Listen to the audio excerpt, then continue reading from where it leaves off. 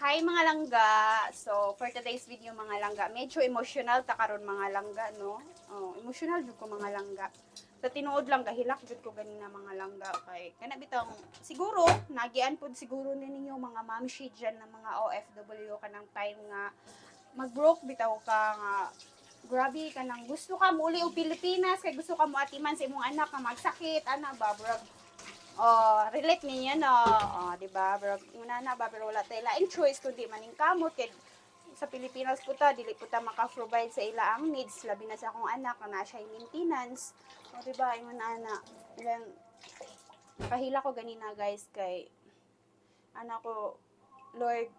this is the last contract na jud Lord. Nakipag-istorya ko ni Lord na this is the last contract na Lord tagay na kog sign nga mag for good na ko kay brag dili man sa ingon nga gikapoy ko sa trabaho kay syempre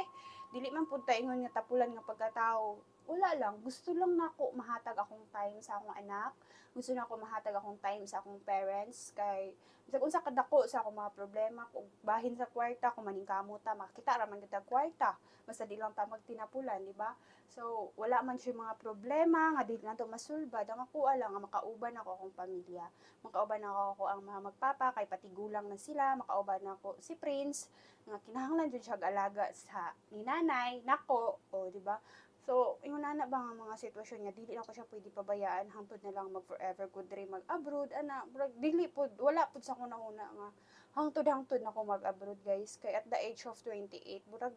di man jud nako bet nga mag abroad ko guys sa tinuod lang pero syempre agi sa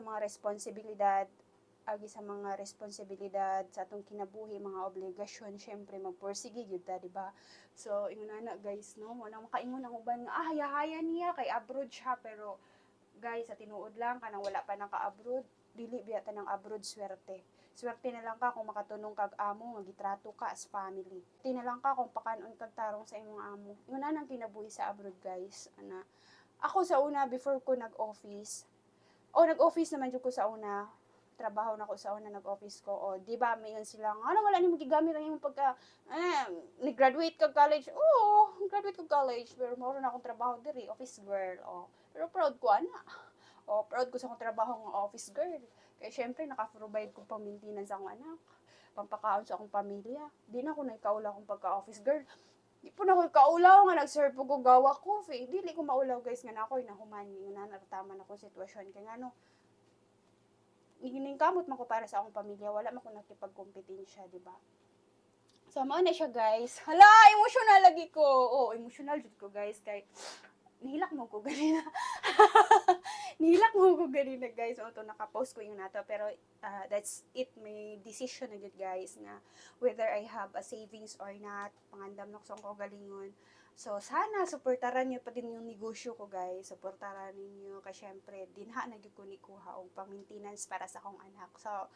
I love you always jud guys sa mga nakasuporta naka-inquire nakapag-book ana laoy ganahan kay ko ninyo promise bahala mingon sila nga madato ko ana malipay ko kung madato ko kay ngano makatabang ko sa asa ko isig ka tawo pero dili man pud nga nakadako akong service charge gagmay ra man pud kay guys igo-igo ra gud pud pambayad pa sa internet hilak lagi ko pambayad pa sa internet guys so ingon na ba hoy asa naman ko naabot sige na hoy nya ata magchika magluto sa ako guys magluto sa ako guys ako ilutoon nga karning baboy karning baboy siya